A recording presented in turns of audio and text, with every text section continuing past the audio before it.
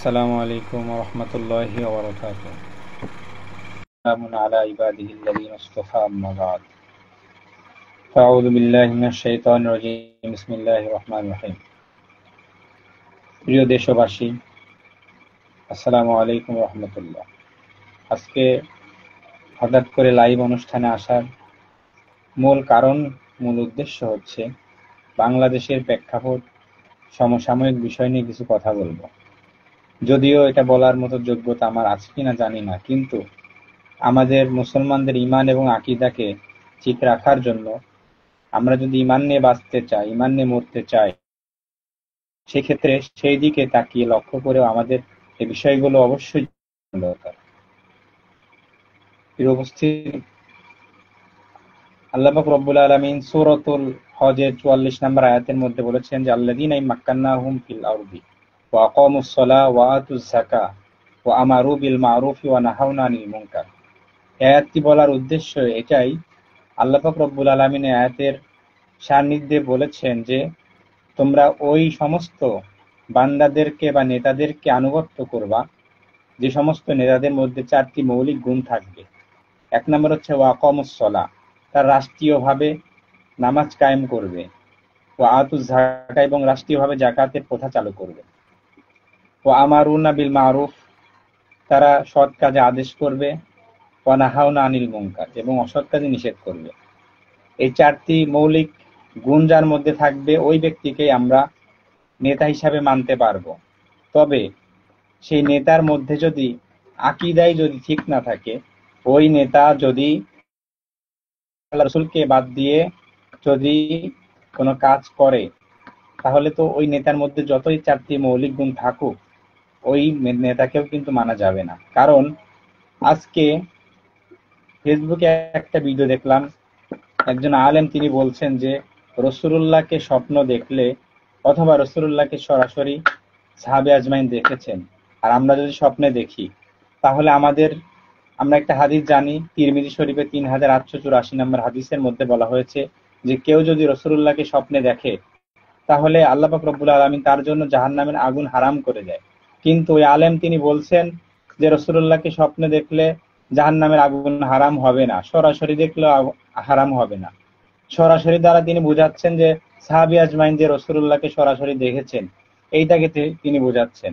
আর আমরা যদি রাসূলুল্লাহকে স্বপ্নে দেখি, এইটাও নাকি আমাদের জন্য জাহান্নাম হারাম হবে না।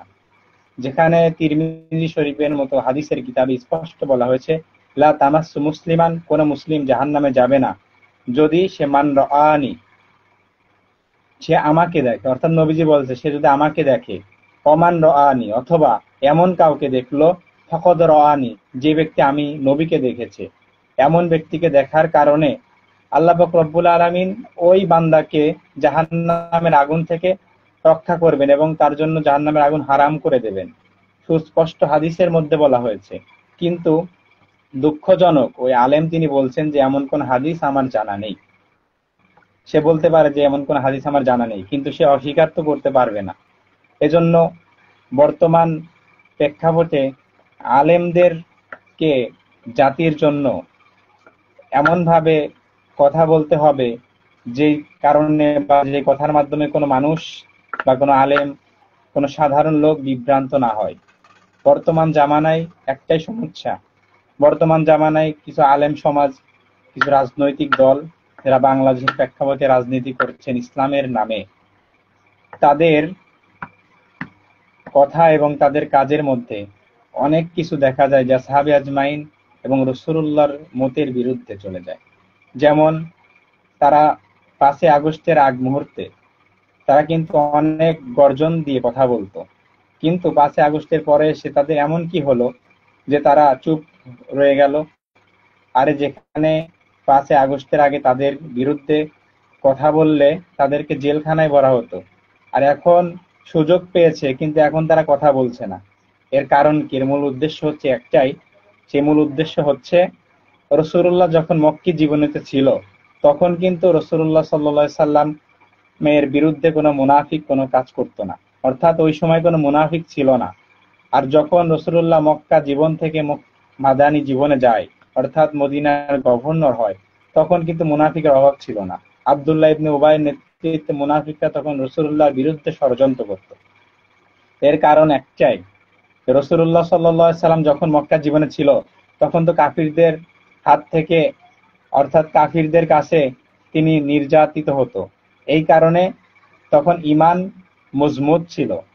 এজন্য বোঝা যায় যে রাসূলুল্লাহ সাল্লাল্লাহু আলাইহি সাল্লামের এই ঘটনা অনুযায়ী আমাদের বোঝা যায় যে বাংলাদেশের প্রেক্ষাপটে যখন স্বৈরাচার ছিল তখন আলেম সমাজ নির্যাতিত ছিল।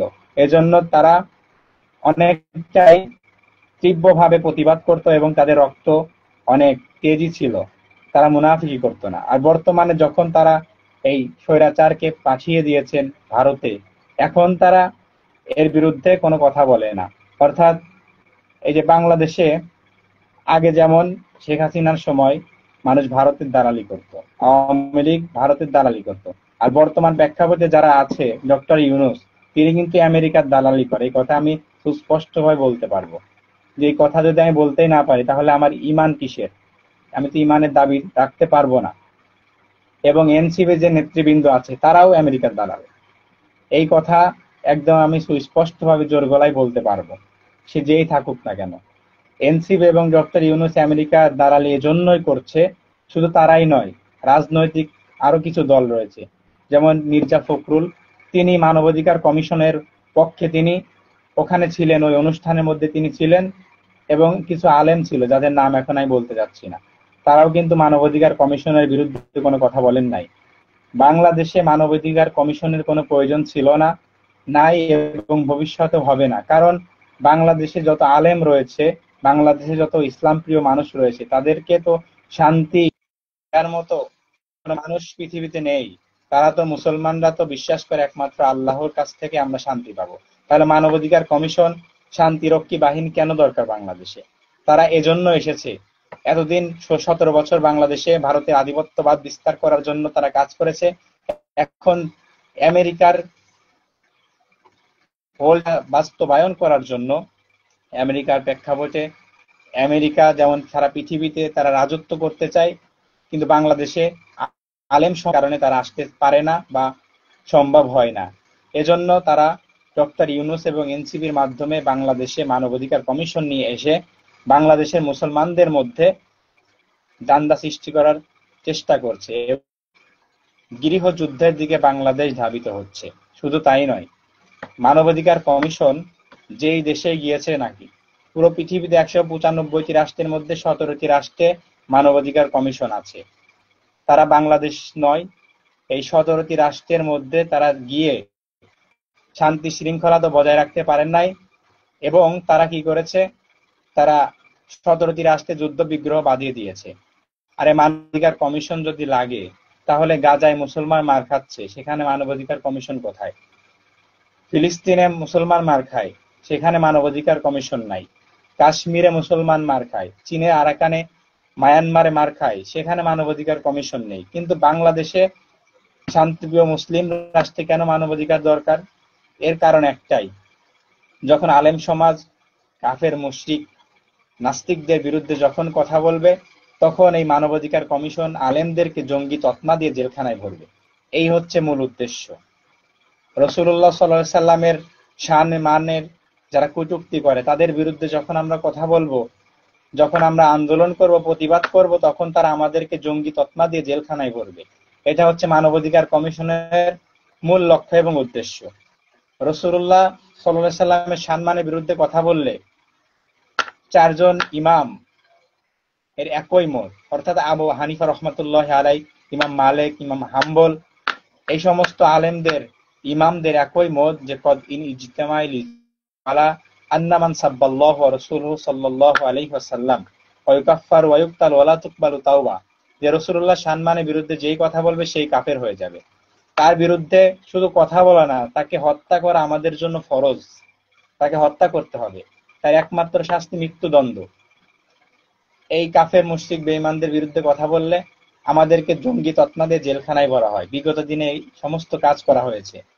দুঃখের বিষয় হচ্ছে একটা, যে আলেম সমাজ আজকে এই মুশরিকদের বিরুদ্ধে কথা বলবে, আলেমরা নাস্তিকদের বিরুদ্ধে কথা বলবে, সেই আলেম সমাজ আজকে মুনাফিক হয়ে গিয়েছে, ইমান বিক্রি করেছে টাকার কাছে, পশ্চিমাদের কাছে তারা ইমান বিক্রি করে দিচ্ছে। তারা রাজনৈতিক ফায়দা লাভ করার জন্য তাদের ইমানকে বিক্রি করছে, তার রাজনীতির জন্য তারা ন্যাশনালিজমকে গ্রহণ করছে, সোশ্যালিজমকে গ্রহণ করছে। এই সমস্ত কাজের জন্য তারা আজকে বাংলাদেশ এবং পৃথিবীর সমস্ত রাষ্ট্রে আজকে ইমান বিক্রি করার একটা পায়তারা চলছে। এজন্য আমাদেরকে সতর্ক থাকতে হবে ওই সমস্ত মুনাফিক আলেমদের থেকে, যে সমস্ত মুনাফিক আলেম কথা এবং কাজের মধ্যে মিল নেই। তারা ময়দানে এক কথা বলে এবং ভিতরে এবং বাহিরে আরেক কাজ করে। প্রিয় উপস্থিতি, বাংলাদেশের প্রেক্ষাপটে এখন আমাদের উচিত এমন আলেমদের সন্নিকটে যাওয়া, এমন দল বা এমন লোককে সাপোর্ট করা, যেই দল এবং যেই রাজনৈতিক দল এবং আলেমগণ যারা মুসলমানদের নেতৃত্বের জন্য যারা কাজ করবে, ইমান আকীদার জন্য কাজ করবে এবং রাসূলুল্লাহর খেলাফত প্রতিষ্ঠার জন্য কাজ করবে। কারণ রাসূলুল্লাহ সাল্লাল্লাহু আলাইহি সাল্লাম খেলাফতের জন্য রক্ত দিয়েছে, সাহাবী আজমাইন খেলাফতের জন্য রক্ত দিয়েছে।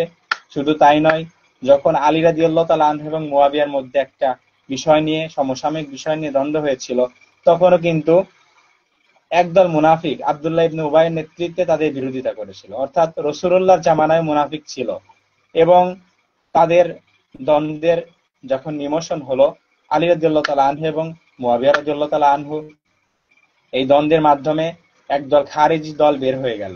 তখন থেকে খারেজিদের উৎপত্তি পৃথিবীতে ছড়িয়ে পড়লো, যে খারেজি কিয়ামত পর্যন্ত থাকবে। এরপরে যখন মুয়াবিয়া রাদিয়াল্লাহু তাআলা আনহুর ছেলে ইয়াজিদ, তিনি হুসাইনের বিরুদ্ধে যখন লড়াই করলো, হুসাইন রাদিয়াল্লাহু তাআলা আনহু একটা বিষয়ে কিন্তু ইয়াজিদের সঙ্গে পক্ষপাতিত্ব ছিল না, যে হুসাইন রাদিয়াল্লাহু তাআলা আনহু বলেছিল যে ইমাম হোসেন বলেছিল যে আমরা এবং আমি ওই সমস্ত মানুষদের পক্ষে কখনোই যাব না যারা খেলাফার বিশ্বাসী না। অর্থাৎ খেলাফতের আদলে কিন্তু সাহাবী আজমাইন এবং নবী রাসূলগণ চলে আসছিল, কিন্তু মুয়াবিয়া রাদিয়াল্লাহু তাআলা আনহু ওফাতের পরে যখন ইয়াজিদ খেলাফত না পেয়ে তিনি জোর করে যখন খেলাফত নিল, হুসাইন রাদিয়াল্লাহু তাআলা আনহু বললেন আপনি এই বিষয়ে যোগ্য না, এজন্য আপনার খেলাফত আমি মানি না। এই জন্য ৭২ জন লোক নিয়ে তিনি কিন্তু বদর কারবালার প্রান্তরে গিয়েছিল এবং যুদ্ধে শহীদ হয়েছিল। এর মাধ্যমে কিন্তু খেলাফতের শেষ ওখানেই হয়। এর পরবর্তীতে ইয়াজিদ তিনি রাজতন্ত্র কায়েম করে পুরো পৃথিবীতে, এই রাজতন্ত্র চলে আসছিল। এরপরে ভারত উপমহাদেশে যখন সুলতান আহমদ গজনবী এবং ভারতে যারা ইসলাম প্রচার করেছেন, তারা কিন্তু ভারতে সমসাময়িক বিষয় নিয়ে খেলাফত প্রতিষ্ঠার জন্য তারা ভারতে কি করেছে, খেলাফত প্রতিষ্ঠা করেছে। অর্থাৎ রাজতন্ত্রের পরে কিন্তু খেলাফত প্রতিষ্ঠা হয়েছে। এবার খেলাফতের পরে এবার গণতন্ত্র এসেছে। এই গণতন্ত্র কিন্তু আমেরিকার যে জর্জ ওয়াশিংটন এবং আব্রাহাম লিঙ্কনের বানানো তন্ত্র। এই গণতন্ত্রকে যদি কেউ বিশ্বাস করে তার ঈমান থাকবে না, কারণ গণতন্ত্রের মূল হচ্ছে সমস্ত ক্ষমতার উৎস এবং সমস্ত ক্ষমতার মালিক একমাত্র জনগণ। নাউজুবিল্লাহ। সমস্ত ক্ষমতার মালিক একমাত্র আল্লাহ তাআলা, এটা আমরা বিশ্বাস করি। আর এই বিশ্বাসের নাম হচ্ছে ঈমান। আপনি যদি এখন গণতন্ত্র বিশ্বাস করেন তাহলে আপনার কি থাকবে না, ঈমান থাকবে না। তাহলে এখন আমাদের কি করণীয়? তাহলে কি আমরা রাজনৈতিকতে যাব না বা আমরা রাজনীতি করব না? অবশ্যই রাজনীতি করতে হবে, ইসলামিক রাজনীতি করতে হবে, এটা আপনার জন্য ফরজ। এখন কারণ ফরজ হচ্ছে ইসলামী রাজনীতি করা ফরজ, ফরজে আইন না ফরজে কিফায়া। অর্থাৎ বাংলাদেশ থেকে যদি একদল আলেম সমাজ ইসলামের পক্ষে যদি রাজনীতি করে, তাহলে আপনি যদি রাজনীতি নাও করেন তাহলে আপনার হক আদায় হবে, গুনাহ থেকে বাঁচতে পারবেন। কিন্তু ওই সমস্ত আলেমদেরকে আপনাকে সাপোর্ট করতে হবে, যে সমস্ত আলেম খেলাফার পক্ষে বিশ্বাসী।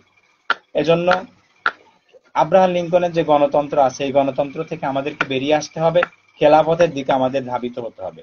আমাদের বাংলাদেশে যে এই সিচুয়েশন এসেছে, এটা আসতো না যদি না আমরা 5ই আগস্ট যেদিন কায়েম হলো, ওই দিনকে যদি আমরা ছাত্রদের হাতে বা সমন্বয়কদের হাতে দেশ তুলে না দিয়ে, বাংলাদেশে লক্ষ লক্ষ আলেম ছিল, বাংলাদেশে লক্ষ লক্ষ মাদ্রাসার স্টুডেন্ট ছিল, বাংলাদেশে লক্ষ লক্ষ আলেমরা যারা প্রতিনিধি করার যোগ্যতা রয়েছে, পীর মাশায়েখ ওলিয়া আউলিয়াগণ ছিল, তাদের হাতে যদি আমরা দেশ তুলে দিতাম, তাহলে ভারতের আধিপত্যবাদ এবং আমেরিকার আধিপত্যবাদ কিন্তু বাংলাদেশে বিস্তার হতো না।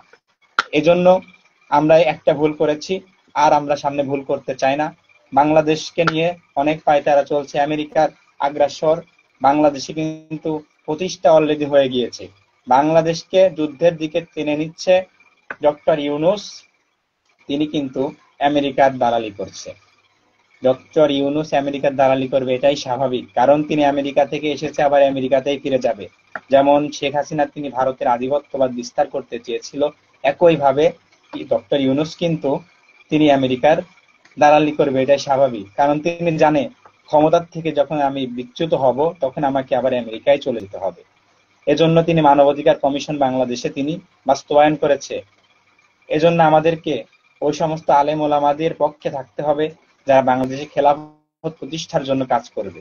প্রিয় উপস্থিতি, খেলাফত প্রতিষ্ঠার জন্য যে আমাদেরকে কাজ করতে হবে, এই কাজ করার জন্য বর্তমান যে বাংলাদেশের প্রেক্ষাপট, আমাদেরকে আল্লাহর কাছে দোয়া করতে হবে। প্রত্যেকদিন আমরা নফল নামাজ পড়ে আল্লাহর কাছে 3টি দোয়া সবসময় করব। যে আল্লাহ পাক রব্বুল আলামিনের কাছে যে 3টি দোয়া করব, তার মধ্যে 1 নাম্বার দোয়া হচ্ছে যে আল্লাহ, আমরা পৃথিবীতে আর কোনো নারী শাসক চাই না, বাংলাদেশে আর কোনো নারী শাসক চাই না। নারী শাসক কেন চায় না? স্পষ্ট হাদিসের মধ্যে বলা হয়েছে, ক্বালা রাসূলুল্লাহ সাল্লাল্লাহু আলাইহি ওয়াসাল্লাম লা ইফলিহু কওমুন ওয়াল্লাউ আমরহুম ইমরাআতান। রাসূলুল্লাহ বলেছেন, ওই জাতি কখনোই সফল হবে না যাদের নেতৃত্ব কোনো নারী শাসক থাকবে। তাহলে রাসূলুল্লাহর হাদিস দ্বারা স্পষ্ট যে কোনো নারী শাসককে আমরা বসাতে চাই না। নারী শাসক না, পুরুষ শাসককে বসাতে হবে। শুধু পুরুষ শাসক হলেই হবে না, এমন শাসককে বসাতে হবে যেই শাসক মুসলমানদের 4টি মৌলিক দাবিতে তারা কাজ করবে। যেখানে আল্লাহ পাক রব্বুল আলামিন সূরাতুল হজ্জের মধ্যে বলে দিয়েছেন যে আল্লাযীনা মাক্কান্নাহুম ফিল আরদি ওয়া আকামুস সালাহ ওয়া আতুজ যাকাহ ওয়া আমারুহুম বিল মারুফ ওয়া নাহাউনা আনিল মুনকার। তোমরা ওই সমস্ত মানুষকে নেতা বানাও যেই নেতা, যেই লোক তিনি মৌলিক 4টি বিষয় ক্ষমতা হওয়ার পরে বা ক্ষমতায় যাওয়ার পরে তিনি চালু করবে। 1 নাম্বার হচ্ছে ওয়া আকামুস সালাহ, রাষ্ট্রীয়ভাবে নামাজ কায়েম করবে, ওয়া আতুজ যাকাহ, রাষ্ট্রীয়ভাবে যাকাত প্রদান করবে। এই কথা তিনি চালু করবে, নিয়ম চালু করবে। ওয়া আমারু বিল মারুফ, সৎ কাজে আদেশ করবে, ওয়া নাহাউনা আনিল মুনকার, এবং অসৎ কাজে নিষেধ করবে। এই 4টি মৌলিক গুণ যার মধ্যে থাকবে তাকে আমরা নেতা হিসাবে মানব এবং তাকে আমরা নেতা হিসাবে নির্বাচন করব। 3 নাম্বার হচ্ছে আমরা আল্লাহর কাছে এই দোয়া করব যে আমরা এমন একজন শাসককে বাংলাদেশে চাই যে শরিয়া রাষ্ট্র কায়েম করবে। এই শরিয়া রাষ্ট্র মানে কি? যেখানে রাসূলুল্লাহ মক্কি জীবনে, মদিনা জীবনে, মক্কি জীবনে যখন ছিল তখন কিন্তু রাসূলুল্লাহর পক্ষে কি ছিল? সবার বিরুদ্ধে ছিল, অর্থাৎ উতবা সাহেব, আবু জেহেল পর্যন্ত তার বিরোধিতা করত। এজন্য কোনো মুসলমান মুনাফিক তার বিরোধিতা করত না। যখন রাসূলুল্লাহ মক্কি জীবন থেকে মাদানী জীবনে যায়, যখন মদিনার গভর্নর নবীজি হয়েছিল, তখন কিন্তু মুসলমানের মধ্যে মুনাফিক পয়দা হয়েছিল। আর এই মুনাফিক রাসূলুল্লাহর বিরুদ্ধে কাজ করেছিল, যার কারণে আজকে ওই সময় মুসলমানদের বিরুদ্ধে বদরের যুদ্ধে যেমন তারা কাফেররা, মুশরিকরা তারা জিতার জন্য বা যুদ্ধ করার জন্য অনেক লাভবান হয়েছিল, কারণ তারা মুনাফিকি করেছিল। আব্দুল্লাহ ইবনে উবাইয়ের নেতৃত্ব 350 জন বা 400 জনের মতো লোককে তিনি মুনাফিকি করে, অর্থাৎ তাদেরকে ওয়াসওয়াসা দিয়ে তিনি যুদ্ধের ময়দান থেকে নিয়ে এসেছিল।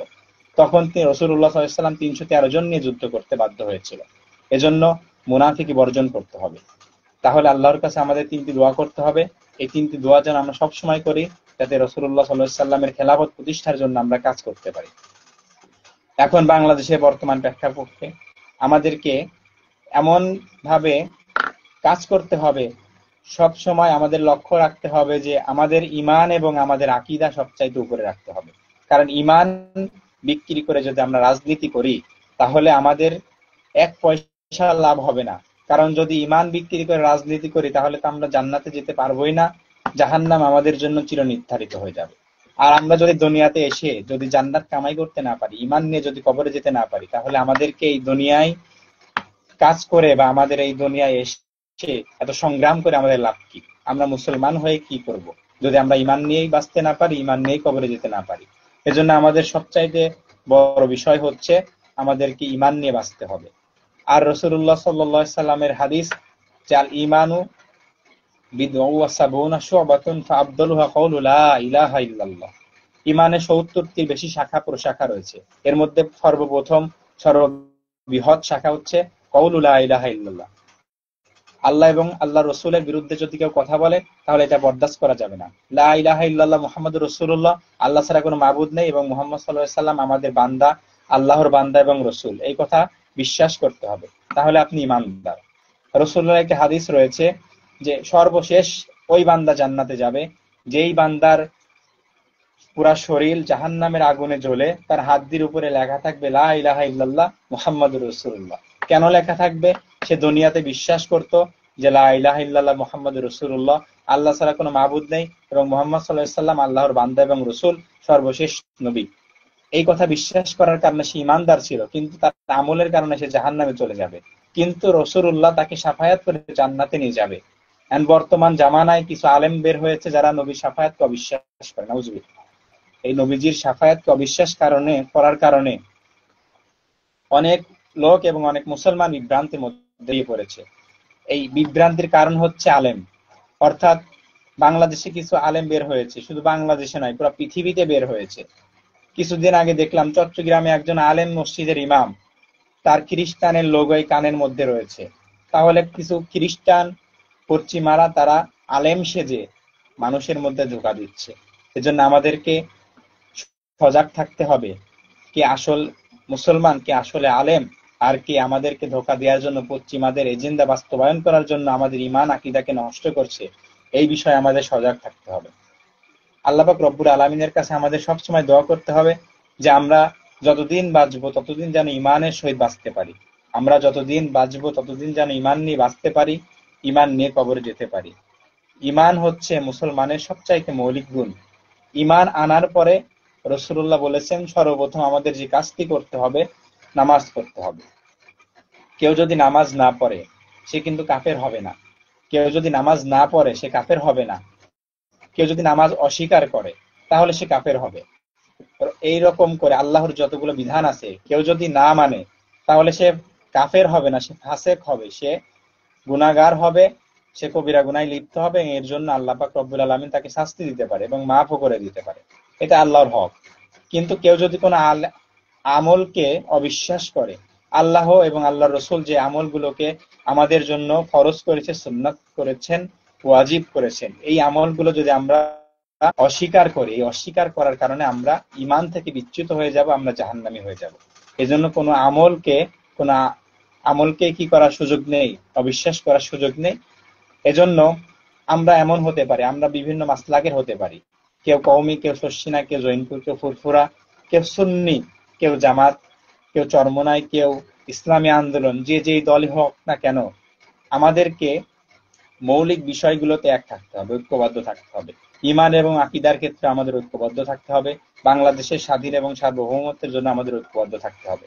কারণ যেমন আমাদের ঈমান বাঁচানো ফরজ, একইভাবে আমাদের দেশ এবং আমাদের দেশের জাতিকে বাঁচানো আমাদের ঈমানি দায়িত্ব, এটা ফরজ। যেমন রাসূলুল্লাহ বলেছেন যে তোমরা যতদিন পর্যন্ত বাঁচবে বা যতদিন পর্যন্ত তোমরা স্বাধীনভাবে থাকবে ততদিন পর্যন্ত তোমরা তোমাদের দেশের জন্য লড়াই করো, তোমাদের স্বাধীনতা সার্বভৌমত্বের জন্য লড়াই করো। তাহলে আমাদের স্বাধীনতা এবং সার্বভৌমত্বের জন্য আমাদের অটল থাকতে হবে। আমাদেরকে সবসময় বিশ্বাস করতে হবে এবং আমাদের সবসময় সজাগ থাকতে হবে যে আমেরিকান এবং ভারতের আধিপত্যবাদ যেন বাংলাদেশে বিস্তার না হয়, এই বিষয়ে আমাদের সজাগ থাকতে হবে। আলেম ওলামাদের নেতৃত্বকে আমাদেরকে মানতে হবে, কারণ আলেম ওলামা হচ্ছে রাসূলুল্লাহর ওয়ারিস। নবী রাসূলগণ যেমন দিক নির্দেশনা দিয়েছেন, আলেমগণ কিন্তু জাতির দিক নির্দেশনা দিবেন। কিন্তু সেই আলেমগণ যদি আমাদেরকে ভুল পথে ধাবিত করে, সেই আলেমগণের শাস্তি ভয়াবহ। কারণ রাসূলুল্লাহ বলেছেন আল্লাহ পাক রব্বুল আলামিন জাহান্নামের সর্বনিম্ন স্তরে আলেমদের জায়গা করেছেন। যে সমস্ত আলেমদের কারণে মানুষ ঈমান থেকে বিচ্যুত হয়, যে সমস্ত আলেম ভুলভাল ফতোয়া দিয়ে মানুষদেরকে বিভ্রান্তের মধ্যে ছড়ায়। রাসূলুল্লাহ একটি হাদিস মনে পড়ে গেল। রাসূলুল্লাহ হাদিসের মধ্যে বলেছেন যে ইন্নাল্লাহা লা ইয়াকবিদুল ইলমা ইনতিজান ইয়ানতাজিহু বিহিল ইবাদা ওয়ালাকিন ইয়াকবিদুল উলামা হাত্তা ইযা লাম ইউকবিদুল ইলমা। একটি হাদিস রয়েছে, যে হাদিসের মধ্যে নবীজি বলেছেন যে ওই জাতি বা ওই সমস্ত আলেম কখনোই মানুষদেরকে হিদায়াতের রাস্তা দেখাতে পারবে না যারা কি করবে, ইন্নাল্লাহা ইয়াকবিদুল ইলমা, তাদের ইলমকে উঠিয়ে নেওয়া হবে, তারা মূর্খ হয়ে যাবে। অর্থাৎ আলেমদের অন্তর থেকে আল্লাহ তাআলা ইলম ছিনিয়ে নেবেন না, অর্থাৎ আল্লাহ পাক রব্বুল আলামিন হক্কানি আলেম ওলামাদেরকে পৃথিবীর থেকে অতি দ্রুত উঠিয়ে নেবেন। এর মাধ্যমে হক্কানি আলেমগণ পৃথিবীতে থাকবে না, যারা থাকবে তারা মূর্খ আলেম। এই মূর্খ আলেমরা ভুলভাল ফতোয়া দিবে, তারা নিজেরাও বিভ্রান্ত হবে এবং মানুষদেরকে ভুল পথে দিকে ধাবিত করবে। এজন্য আমাদের উচিত ওই সমস্ত আলেমদেরকে নেতৃত্ব মানা, ওই সমস্ত আলেমদের ফতোয়া শোনা যাদের ফতোয়া দেওয়ার মতো যোগ্যতা রয়েছে। যে কারো ফতোয়া আপনি মানতে পারবেন না, যার মধ্যে ফতোয়া দেওয়ার যোগ্যতা আছে, অর্থাৎ যেই আলেম যিনি ফতোয়ায় স্বামী পড়াতে পারবে, তাফসিরে জালালাইন পড়াতে পারবে, যেই আলেম মুফতি বিভাগে অর্থাৎ ইফতা বিভাগে 2 বছর পড়াশোনা করেছে, 14টারও বেশি ইফতা কিতাবে ফতোয়ার কিতাব তিনি পড়েছেন, এই সমস্ত আলেমদের ফতোয়া আপনি মানতে পারবেন। এজন্য আমি বাংলাদেশ গভর্নমেন্টের কাছে একটা আবেদন করতে চাই, বা বাংলাদেশের যারা সরকারের লোক রয়েছেন, যারা এই লাইভ দেখবেন বা দেখছেন, তাদেরকে আমি একটা আবেদন করতে চাই, আপনাদের কাছে একটা হাত জোর করে মিনতি করতে চাই যে বাংলাদেশের প্রেক্ষাপটে আমরা যদি ঈমান আকীদা নিয়ে বাঁচতে চাই, ভুলভাল ফতোয়া থেকে যদি আমরা বাঁচতে চাই, সঠিক ফতোয়া পেতে চাই, তাহলে আমাদের বাংলাদেশে উচিত যে একটা গভর্নমেন্টের একটা ফতোয়া বোর্ড করা, যে ফতোয়া বোর্ডে বাংলাদেশের শীর্ষ উলামায়ে কেরাম যারা আলেম রয়েছে তারা ওই ফতোয়া বোর্ডে থাকবে, তারা সমসাময়িক বিষয় নিয়ে তারা ফতোয়া দিবে। এই ফতোয়া দেওয়ার কারণে এই ফতোয়াই বাংলাদেশের মানুষ মানবে।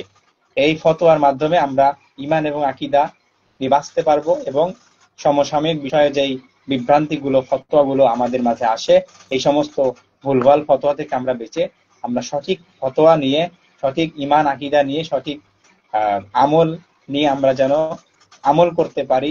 এজন্য আল্লাহ পাক রব্বুল আলামিন যেন আমাদের এই বাংলাদেশে যারা ক্ষমতায় আসবে তাদেরকে খেলাফত প্রতিষ্ঠা করার তৌফিক দান করে, ইসলামী শাসন ব্যবস্থা এবং ইসলামী যে আইন কানুন আছে এগুলা প্রতিষ্ঠা করার মতো তৌফিক দান করে। এজন্য আল্লাহর কাছে আমাদেরকে দোয়া করতে হবে, কারণ ঈমান বিক্রি হয় টাকার কাছে। আমরা দোয়া করব যেন বাংলাদেশে আলেমরা যারা রাজনীতি করছেন তারা যেন টাকার কাছে বা পশ্চিমাদের কাছে তারা যেন বিক্রি হয়ে না যায়, তারা যেন মুসলমানদের মৌলিক দাবিগুলো বাস্তবায়ন করার লক্ষ্যে তারা যেন রাজনীতি করে, তারা যেন রাসূলুল্লাহ খেলাফত প্রতিষ্ঠার জন্য রাজনীতি করে। যদি একদল বলে যে খেলাফতের কি দরকার, গণতন্ত্র দিয়েই তো ইসলাম কায়েম করা যায়, আরে গণতন্ত্র দিয়ে ইসলাম কায়েম হয় না, কারণ গণতন্ত্রের মূল স্টাফ হচ্ছে এটা মানুষের বানানো, গণতন্ত্র রচনা করা এটা মানুষের বানানো। এখানে মৌলিক যে বিষয়গুলো রয়েছে এই মৌলিক 3টি বিষয়ের মধ্যে 2টি বিষয় হচ্ছে একদম ডাইরেক্ট আল্লাহর সঙ্গে শরীক করা, যেখানে আল্লাহ তাআলা আমাদের ক্ষমতাবান, আল্লাহ তাআলা হচ্ছে আমাদের মালিক। সেখানে গণতন্ত্র বলে যে ইসলামের মধ্যে তারা যে সমসাময়িক বিষয়গুলো রয়েছে, কিন্তু গণতন্ত্র তারা বলে যে মানুষ হচ্ছে সবকিছুর উপরে ক্ষমতাবান। নাউজুবিল্লাহ। এই জন্যই নির্বাচনের মধ্যে 2টি কনসেপ্ট রয়েছে, 2টি বিষয় রয়েছে। এক নাম্বার হচ্ছে নির্বাচন আর একটা সিলেকশন। ইলেকশন আর সিলেকশনের মধ্যে পার্থক্য এটাই যে আপনি ইলেকশনে নির্বাচনে ভোট দিয়ে আপনি যে কোনো পাগল ছাগল মানুষকেও আপনি নির্বাচিত করতে পারেন, কিন্তু সিলেকশনে নির্বাচনে অর্থাৎ খেলাফতে আপনি এমন কাউকে নির্বাচিত করতে পারবেন না যে আপনার কোনো অমূর্খ লোক। এজন্য খেলাফতের বেশি দরকার, খেলাফতের প্রয়োজন এজন্যই যে রাসূলুল্লাহ যেমন খেলাফতের সাহাবী আজমাইনদেরকে দায়িত্ব দিয়েছেন, এই সমস্ত বান্দাদেরকে সাহাবীদেরকে তিনি দায়িত্ব কেন দিয়েছেন, কারণ তারা জামানার মধ্যে হাদী ছিলেন। এজন্য খেলাফতের দরকার যে বাংলাদেশে যারা আলেম সমাজ যারা নেতৃত্ব দেওয়ার মতো যোগ্যতা রাখে তাদেরকে আমরা সিলেকশনের মাধ্যমে আমরা তাদের নেতৃত্বে পাঠাতে পারি। আর যদি আমরা ইলেকশন করি তাহলে যেমন বিএনপির মধ্যে চাঁদাবাজ রয়েছে, বিএনপির মধ্যে দখলদার রয়েছে, এই সমস্ত মানুষদেরকে যদি আমরা নির্বাচিত করি ভোট দিয়ে তাহলে তো আমরা গুনাহগার হয়ে যাব।